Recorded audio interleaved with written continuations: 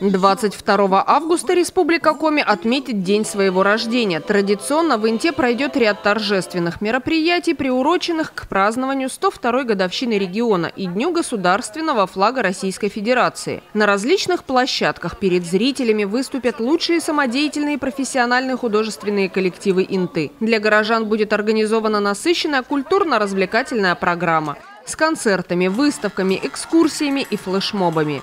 День Республики Коми, установленный в честь ее образования, является национальным праздником. Он объединяет жителей региона независимо от их пола, возраста, национальности, религиозных и политических убеждений.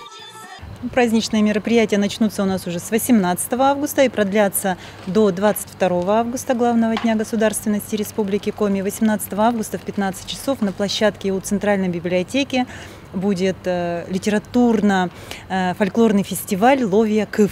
Живое слово, мы проводим его второй раз. Это масштабное мероприятие с участием авторов, песенников и всех творческих людей. Будет прекрасное, интересное, хорошее мероприятие.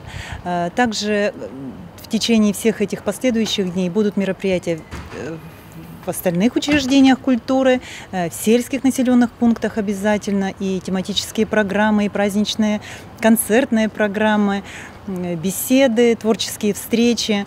Ну и завершится кульминация всех этих праздничных мероприятий. Будет праздничная программа на площади Ленина. Она проходит у нас традиционно в 12 часов.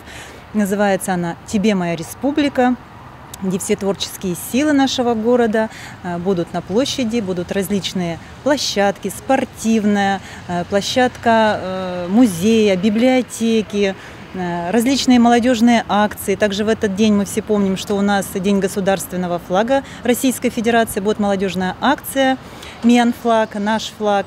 Вот. Ну и, конечно, хорошая концертная программа. Поэтому приглашаем всех интинцев, приходите. Надеемся, что погода нам поспособствует в проведении нашего праздника.